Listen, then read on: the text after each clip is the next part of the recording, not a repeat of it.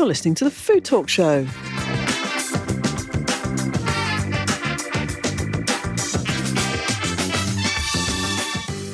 Hi there, my name is Sue Nelson, and for the next half hour or so, we're going to be talking all things food and drink. And Ollie's been trying to make me laugh in the introduction. That's not helpful. Thank you, Ollie. It's always a bit of fun. Yeah. So I'm joined by my fellow presenter, the naughty Ollie Lloyd, founder of Great British Chefs, and the much less naughty, virtuous Holly Shackleton. Hello. Of Speciality Food Magazine. How are you doing? I'm good. I don't think I've ever been described as virtuous before, but I'll take it. Oh, there you go. I'm joined by Matt Wright of Check Your Food. Hi, Matt. Hello. There's a weird mixture of foods in front of you. I'm not quite sure what you're going to do. Slightly worried about it. So we'll come on to that. Yes. Now, Check Your Food provides nutritional information that everyone can access, can't it? It does, yes. And it allows you really to take control of your health and well-being. And on your website, so I've been on there doing a little bit of a search. On your website, you've got over 1,900 ingredients and 700 recipes. And it's got the full nutritional content and health benefits. So if you wanted to check your allergens, or you wanted to see actually how healthy you know, and whether you're getting all your vitamins and minerals, it's a really useful thing. Or if you're doing a FODMAP thing, or if you want to check the sugar content or anything like that, it's a really interesting website. Now, there's loads of things at the moment, I think, that are claiming, to analyse food. So I've done a little thing of what I had for breakfast this morning. Ollie, will you stop eating the minced I'm trying to get one of my 1.5 a day through truffles. Yeah. So I had a bacon sandwich this morning on wholemeal, and I had a little bit of tomato ketchup on it, a little spread of butter. And I went onto Matt's website, and basically it told me exactly what I'd just eaten. So you can't get that anywhere, I don't think. So it told me that by having a bacon sandwich, I have had 32% of my calories for the day. See, I thought it was less than that. I've got 38% of my carbs for the day, 52% of my protein for the day. So half the protein for the day, 48% of the With one fats. slice of bacon?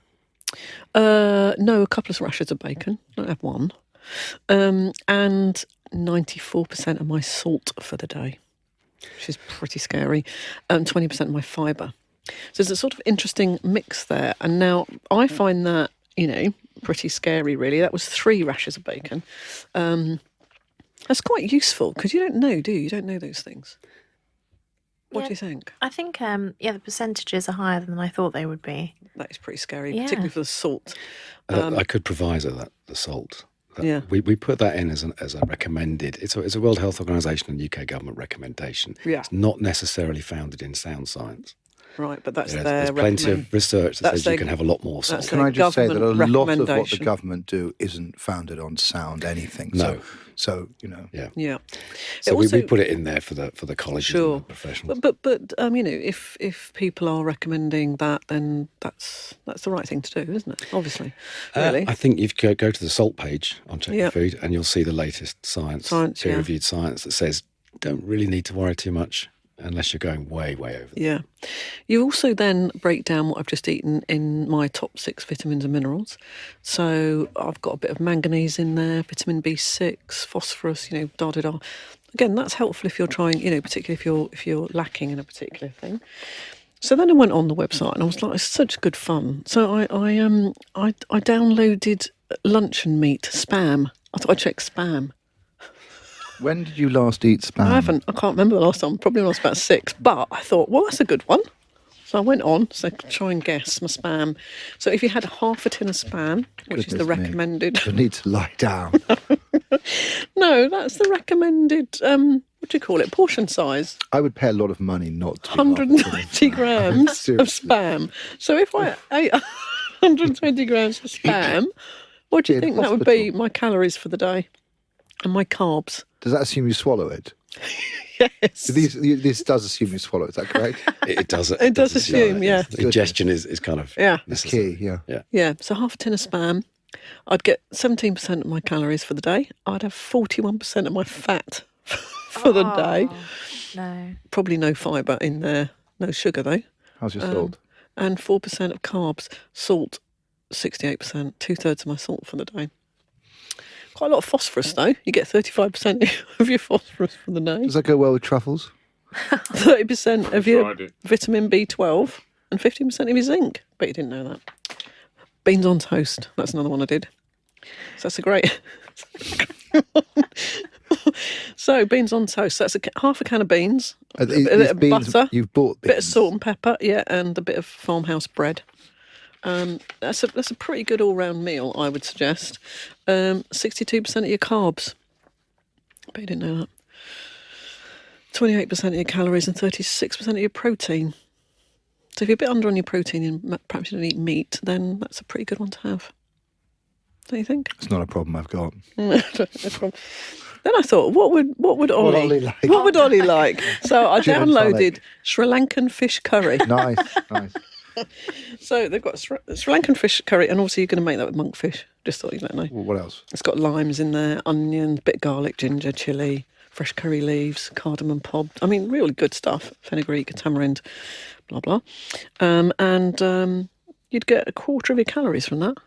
See, that's a really Really good, good meal, actually. And all joking aside, you get half your protein for the day. All joking aside, it's quite helpful if you're trying to understand what you're eating, the profile of what you're doing. Totally. Look, I mean, Especially when you've got children, because there's so many confusing stats and advice that comes out. I think it's quite useful. the difficulty with children is getting them to eat what you put in front of them. Yeah. You know? So I know there's lots of other functions on your website, but I just found it incredibly useful and easy to use. So you just, in the search bit, you just type in fish curry, and then it explains to you what you got. Yeah, exactly. And that was our kind of mission, was to make nutritional information accessible, but also the health benefits. So Yeah. all our science is peer reviewed. We have a head of biology, who's a PhD in biology, to really look at, and also we comply with the European Food Standards Authority, Safety Authority. So when you actually, what does phosphorus do? Well, it's about cellular energy. Yeah, and that's very clear on your website. It explains to you what all the different vitamins are for and how they can help. And Just trying to cut through the ocean of hearsay misinformation. Yeah, of that which the internet is awash with. And I've been working on the internet since the mid-90s, and got increasingly frustrated with the mountain of, like, onions will cure you of asthma, cancer, Hodgkin's disease, whatever. There's no smoke without fire, but we really had to find out what the fire was and go to the root of it. And if you are trying to cut something out of your diet for either because you want to lose weight or because you've got an allergy, again, it's a really simple way of cutting through all that. Yeah, you can just look at an itemises it alternative. out. You can look at an alternative ingredient. I mean, in my children, there was hundreds of things they wouldn't eat. What I used to cheat with them, because spinach is so nutritionally dense compared to, say, cabbage or peas. And spinach you can liquidize into gravy without anyone knowing, because it just disappears down to almost nothing, and you can inject your children with a whole host of nutrients that they're unaware of. And that's really useful on the website, because what you can do is compare like with like. So you can compare broccoli with whatever, and you think, well, my kids are not getting enough of this, but actually this vegetable will give more of that than something else. It's just really quite helpful.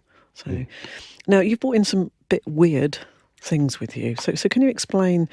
We've obviously just overdosed on truffles at the moment. So I can't believe, have I got that right? You've got a packet that says doner kebab. What is that? That's actually, I bought that in Tesco's last night. And How that's a was it? frozen doner kebab. Did you have it for dinner last night? No, I've actually Frozen still in my freezer, but I will be doner. eating it. I will be eating it tonight. It's actually microwavable. Microwavable doner kebab, including, does that include the van. pita bread? It does. It's actually a sort of flatbread. It goes with it. I mean, I'm not recommending necessarily that you buy this product. Go to a kebab house and get a fresh one.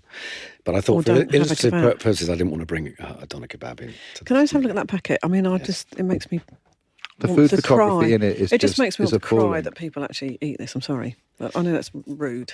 I agree. I mean, it's really illustrative purposes that I brought Yeah, it in don't for. eat it. You don't eat it. But you know what? If you blended it, you could mix with the spinach and it would be okay. Yes, exactly. Well, the thing about a doner kebab is much maligned, but actually there are many health benefits to a doner kebab. Hang on, I got Not a fast foodie one. There are still health you're benefits. suggesting. There are still Oh, health is there? benefits to that, yes, absolutely. like Well, if you to understand what healthy food is, you need to understand chemistry and biology. So chemistry, what chemicals are in it? Biology, what do those chemicals do for you? It's the only way of understanding it. A doner kebab is packed with B12, it's packed with riboflavin, B vitamins. It's also packed with a nutrient that many people are deficient in, which is zinc. And that one's got even more zinc because that's actually mutton, not lamb. It's also, lamb can't be intensively farmed, so you're free of the kind of antibiotics that you get with intensively farmed meat.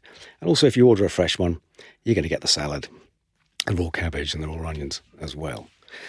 So I'm really kind of myth busting because the chemistry and biology of a doner kebab do point to health benefits. And then people say, well, what about the salt? You say, well, don't eat one every day. Also, you don't worry too much about the recommended amount of salt. You can exceed it. And then people will say, what about... Within reason, obviously. Yeah, what about the saturated fat? Well, okay, let's get over that 50-year hump of demonising saturated fat. There is actually a type of saturated fat in lamb that's the same type, the highest saturated fat in mother's breast milk. So, it's unlikely to be toxic if nature's put it into breast milk. So science is uncovering more and more, because there are actually 9 different types of saturated fat, all with differing health benefits. You'll have heard about coconut oil. That's lauric acid. Which kind of your brain's very much made of. So really burrowing into the chemistry and the biology is really what we're about. But when just saying that though, if somebody's made a beautifully produced doner kebab, then I think that's one thing. This is something else. And if you look at the list of ingredients, there's so many of them. I don't even know what some of them are. For something that actually should be quite simple. And obviously this is reformed, which I don't know what that means. Cooked reformed doner meat, which is mutton and chicken mixed. So I obviously we get your point when you're talking about sort of fresh food, but I really wouldn't recommend anybody. What you're talking about there is the ingredients that are in there. So you're saying mutton is, so mutton, big tick, raw vegetables, big tick. Mm-hmm. The 10 pints of lager before the doner kebab, not a big tick. What are the other big ticks in this? Oh, mainly the lamb. Yeah, I'm really pointing at lamb. And, and obviously the vegetables if you have it. And if you make it. But the lamb's actually way more nutrient dense than the veg. But if you take, so let's take the word that Sue's used there, which is one of my favourite words, reconstituted. Never reformed, used in reformed. I've never used it in Scrabble. But do you lose the quality and the nutritional value of things when they are reformed? Very much not the case in many instances. There's a lot of processing that does enhance the nutritional value because it's breaking down the matrix, making things more bioavailable. It's also, with the doner meat, you may get a bit of organ meat in there as well. Now, organ meat is where the animal stores its supply of vitamins and minerals. It's off the chart, for goodness. So yes, in some cases it can. Cooking tomatoes, for example, greatly increases their lycopene content. And obviously some processes will detract from the overall nutritional status of the final product. So the answer is a complicated answer because you take some things but you give with others, I suppose is what you're saying, isn't it? Yeah. It's not a black and white situation, really. Can you show us something else that you brought with you? Sorry. Yes, I brought a couple of things that you might expect to be healthy.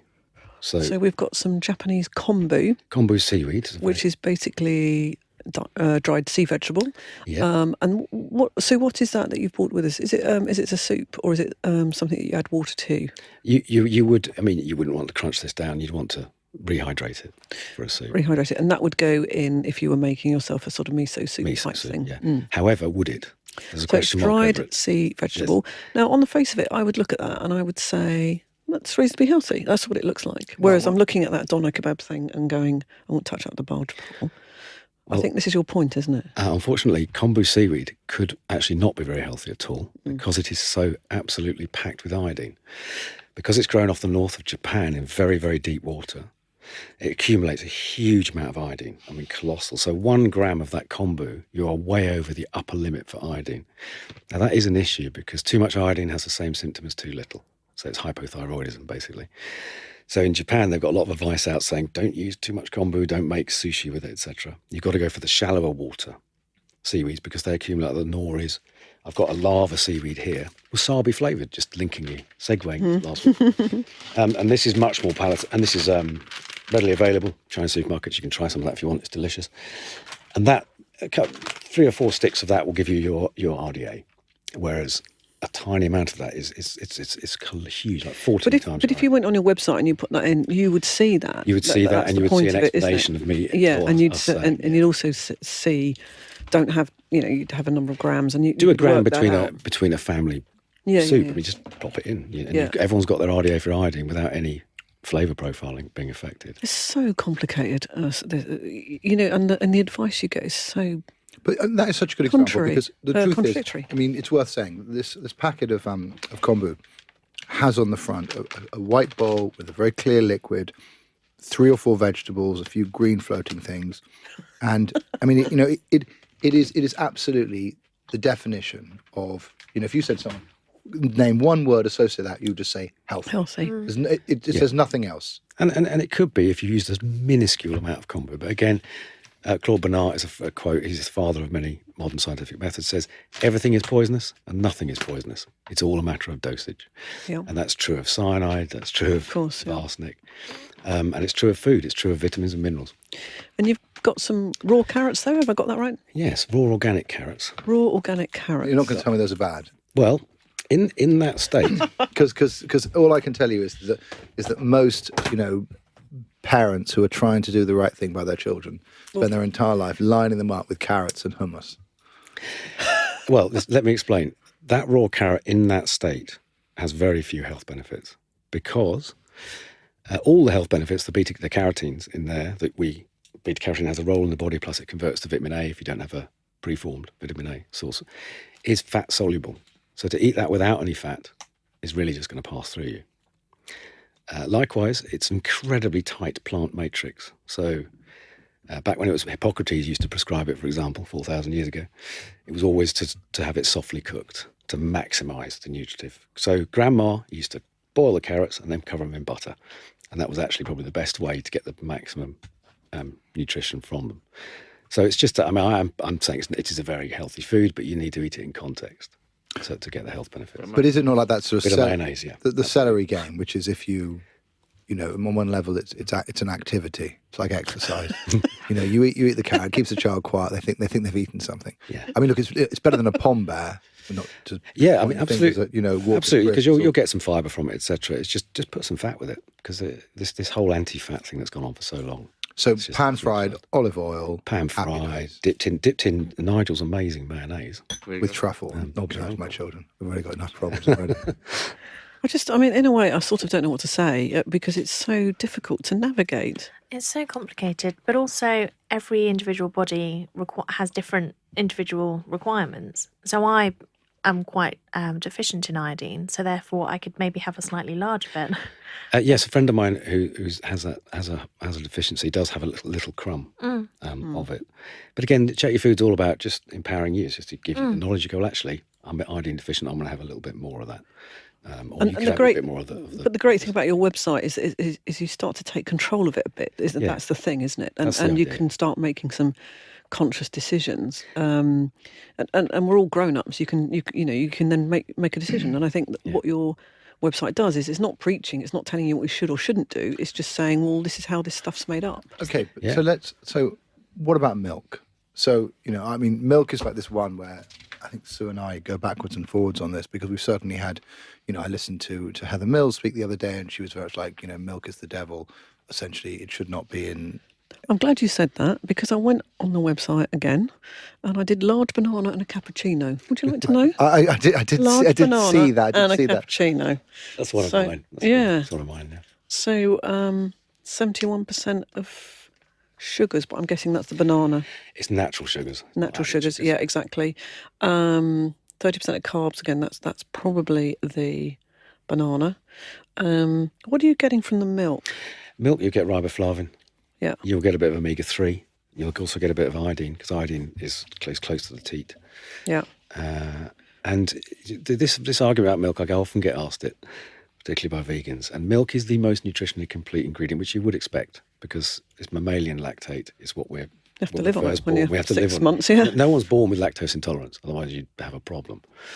Because mother's milk is the highest lactose ingredient of any dairy ingredient.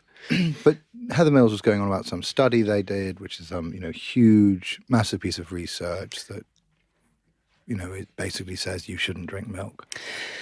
Yes, I know the study. What sort of milk? Cow's milk or any milk? Cow's milk.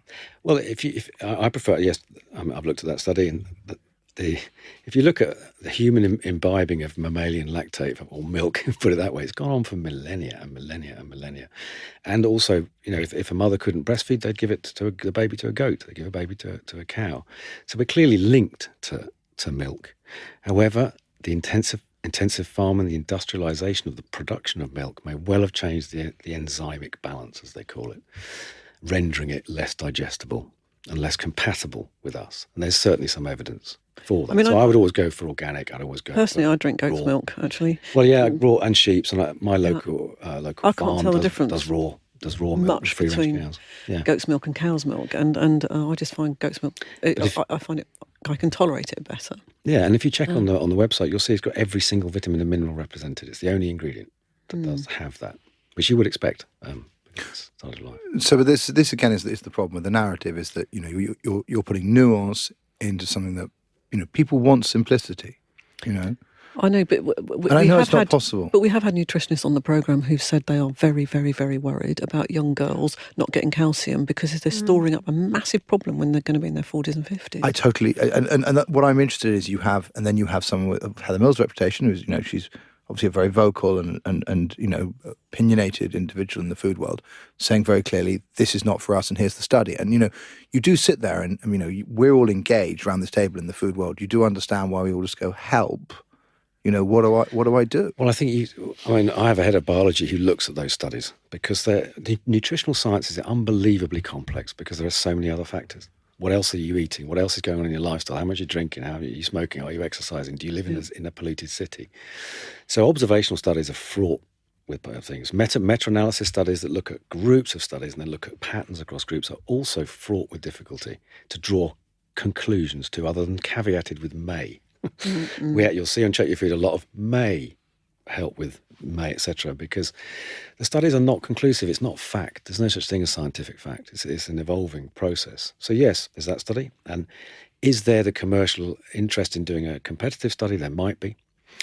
For the Milk Marketing Board, for example. You may be, and I think that should be encouraged, personally, to avoid this confusion. And yes, this calcium deficiency issue we've got with young girls. However, there are other surprising sources of calcium. I was going to bring along a tin of sardines because that's actually the highest source of calcium. You see, and the great thing about your website is it doesn't say you should or shouldn't do this. You go in there and you go, oh wow, sardines got that much calcium. Great, I'll have that tonight on toast or something. But I just found that quite useful because, and it's also broken down into icons. It's very clear and easy to understand. It tells you what each one of the vitamins and minerals does, so iodine contributes to your thyroid health, energy needs and normal growth of children. It just becomes much easier to understand. Yeah, one of my regrets at school, because I've had a fascination with food since I was a child, because of a story my father told me. And when you're not taught anything, you're not taught what your recommended daily amount is, you're not taught, so a banana is high in potassium. Well, actually it's not, when compared to the RDA. It's actually the 82nd ingredient in potassium on Check Your Food. But because it has 330 milligrams per banana, you think that sounds a huge amount for a micronutrient. But the RDA for potassium is 4,700 milligrams, 4.7 grams. So suddenly a banana, you've got to eat 12 a day. And the poor old much maligned potato is actually a much better source of potassium by realistic portion size. Thank goodness for that. I love potatoes. Oh, spuds and chicken are too high as potassium, yes. Yeah. Well, I don't really know what I know to say, really. Nigel, you're in the food world as well. It's really difficult, isn't it? Just trying to bring up a family or even navigating your own health needs. It's incredibly hard. Yeah, I'm a big believer in just cooking everything from scratch, raw ingredients, and keeping things simple, really. Yeah, I lived in Italy for 3 or 4 years, and that's what Italian food is all about. It's just about simple, basic ingredients, quality, and that's the philosophy I follow, which is if I've been in charge of how much salt goes in, like we're starting to try and make our own bread at the moment, and you know exactly what's in it. You know exactly what's in it. That's why I don't buy like beef burgers and hamburgers and stuff, because I don't know what's in it. So I'd much rather make my own, because it didn't take 5 minutes, and you're in charge, aren't you? Really. So I think when you realise what food is doing for you, food isn't just a source of energy or calories. It's information to every biological process that keeps you alive. Yeah, absolutely. And so once you get into that kind of magic of food, it changes your relationship with it, and then obviously it becomes obvious to cook yourself and allow that time. Well, instead of watching that programme, I'll cook instead of doing it. That's basically what my journey was. Okay, just finishing off the programme. Holly, have you got any comments? I find it just a little bit depressed in a way. I don't know. I shouldn't be. Well, I think it's quite, what's the word? kind of giving us power that we can access this information. And there's so much in the industry at the moment, or every industry, about personalization and doing what works for you. And now we're being armed with the knowledge. I think it's brilliant. Okay. So check your food. But then there's the food industry. And that I think is one of the challenges, which is... We do work with the food industry. Yeah. We have a professional site, which is called CheckYourNutrition.com. We work with food producers specifically on the legitimate health claims they can make for their products to really get in front of the consumer that, cheese is actually very good for you. There's all these products that are not being promoted based on their health benefits, just being promoted on a fashion trend or being low fat or low salt. But the fact that, and look, I've worked at a large, consumer product company. You get to the point where you try and work out what's the perfect product, and you go, well, if we had a bit more sugar, that'll make it work. But you do know that you do end up in a development process where certain things will just make things, pass tests better. And so I think there's this terribly tough pull between, actually we are not accustomed. We had that famous experience with kefir the other week, where those are not flavors we're accustomed to, and we have to kind of unlearn a lot of the things that as people become addicted to that are easy to sort of get. Yeah. I'm just really glad that my children have grown up, because I think it's even worse now. I find it even more confusing. Okay, well, you're just saying cheese is good for you. If you listen to other things, you're going to get a heart attack if you have too much cheese. So how do you navigate your way through that? Do you just ignore everything and just try and trust your instinct? If you check the chemistry and biology, what chemicals are in it, and what do those chemicals do for you? Yeah. But if you follow the principle which goes moderation, you can have cheese, but you can't eat, a whole truckle. a whole wheel of cheddar every day. If you follow that principle, is that enough of a guiding? Please tell me it is, because it isn't. It isn't. As in, you need to be a little bit astute with ordinary, what we call the genius of ordinary food, if you like, and just again with the personalisation. Okay, so I'm very, I'm not that picky, but I'll go for spinach as above cabbage, just for simplicity. And I will check my food. I keep a food diary, and I keep everything we have a traffic light system, keep everything in the green.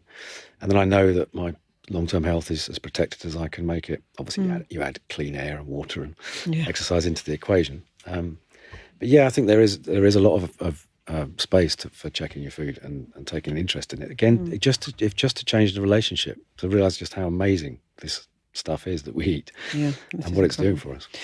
Well, Matt Wright of Check Your Food, thank you so much for joining us. We'll do a link from the website so you can go on, but basically it's checkyourfood.com. It is. Thank you very much. No trouble. You've been listening to the Food Talk Show. A very confused presenter here.